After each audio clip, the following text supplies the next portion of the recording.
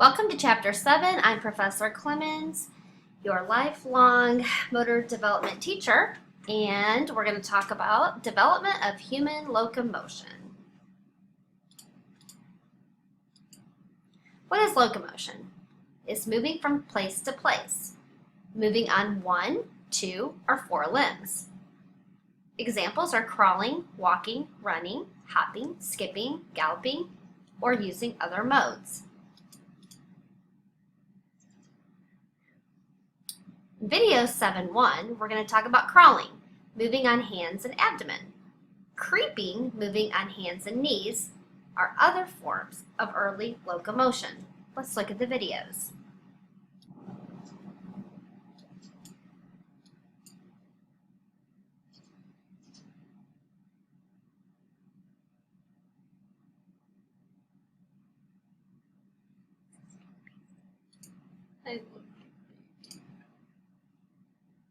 These babies are so cute, are they not?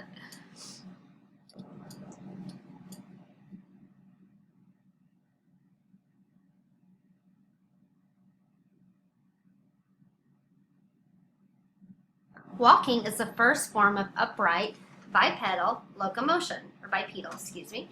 Walking is defined by 50% phasing between the legs and periods of double support, both feet on the ground, followed by a period of single support.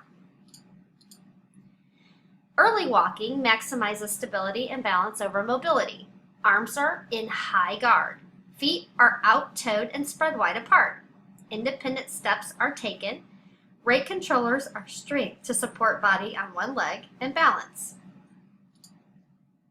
Let's look at early walking.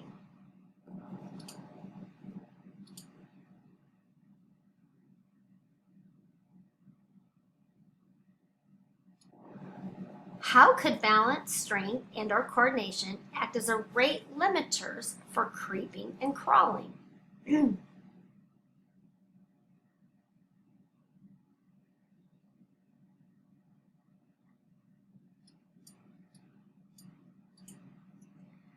Proficient walking, trading stability for mobility. Stride length increases, the base of support is reduced, pelvis is rotated, opposition arms to legs occur. Let's watch this video example.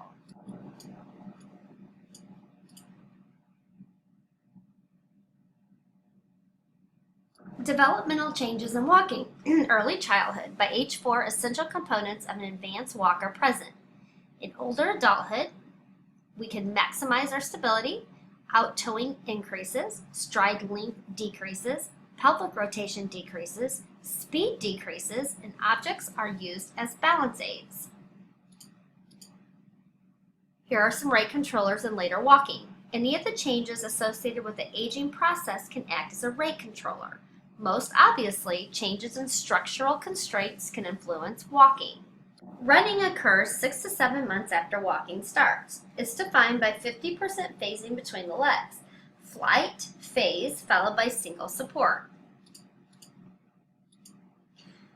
Stability over mobility. Return of old behaviors, arms in high guard, limited range of motion, short stride length, little rotation.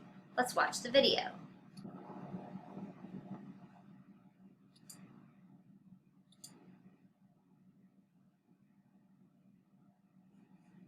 What primary rate limiters keep a new walker from running, and how?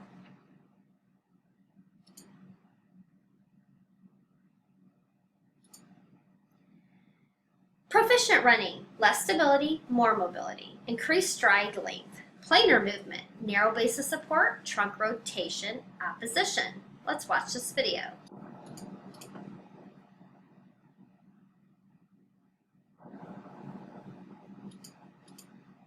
Developmental changes of running.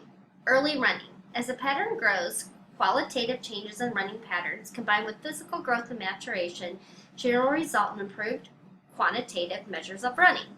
In later running, patterns help increase stability and balance. The decreases appear in stride length, range of motion, number of strides, and speed.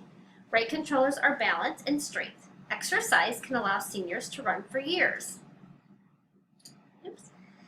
The rate controllers in later running Running requires greater generation of force and ability to balance. Smaller changes and constraints can affect later running, and an individual may have the ability to run, but may not have the opportunity to do so or choose not to do so. Jumping, hopping, leaping. Jump, person propels self off ground with 1 or 2 feet and lands on 2 feet. Hop, person propels self off ground with 1 foot, lands on same foot.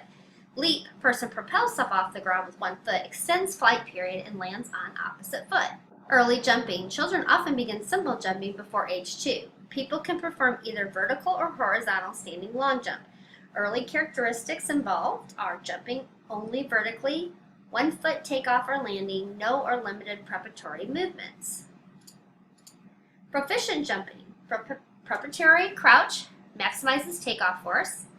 Both feet leave ground at the same time. Arm swing used during jump. For vertical jump, force is directed downward, body is extended. For horizontal jump, force is directed down and backward. Knees are flexed during flight. Let's look at this early versus proficient jumping.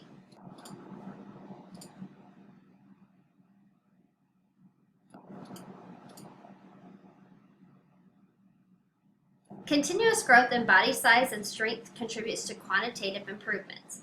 It is not guaranteed that every child will eventually master jumping. The rate limiters might be a developmental of enough force to bring own body into the air from a still position. Early hopping. Hopping starts later than jumping. The characteristics are support leg is lifted rather than used to project body. Arms are inactive. Swing leg is held rigidly in front of body. Proficient hopping is swinging that leg leads hip and moves through full range of motion. Support leg extends fully at hip. Oppositional arm movement generates force. Support leg is flexed on landing. Let's watch early hopping versus proficient hopping.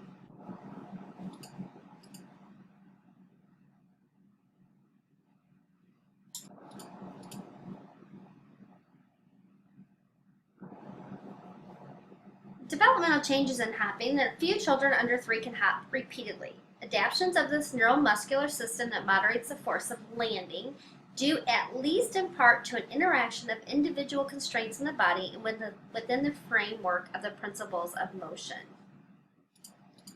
The rate controllers on hopping depends on the postural system's ability to balance the body on one limb for a succession of hops, ability to generate enough force to lift the body with one limb, recover, and quickly generate enough force to hop again.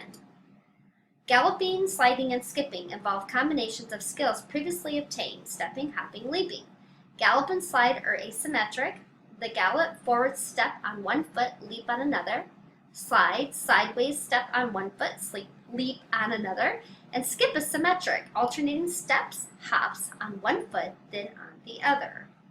Early galloping, sliding, skipping are rhythmic and stiff movements, little or no arm movement, little or no trunk rotation, exaggeration of vertical lift, and short stride of step length. Proficient galloping, sliding, skipping, the arms are no longer needed for balance. In skipping, the arms swing rhythmically in the opposition to the legs and provide momentum. The child can use the arms for another purpose during galloping and sliding, such as clapping. Galloping is the first to emerge around 2 to 3 years of age. Sliding comes next, and skipping is usually the last to emerge around 4 to 7 years of age. Galloping requires coordination or uncoupling of the legs, differential force production, legs performing different tasks. Sliding, coordination turning to one side. Skipping, coordination, the ability to perform 2 tasks with 1 leg. Given that humans can move in various ways, gallop, skipping, sliding, why is walking most frequently chosen? Discuss in terms of a variety of constraints. Summary and synthesis. 1. Transporting ourselves from one place to another is an important part of human life and can be accomplished using many different locomotor skills. 2.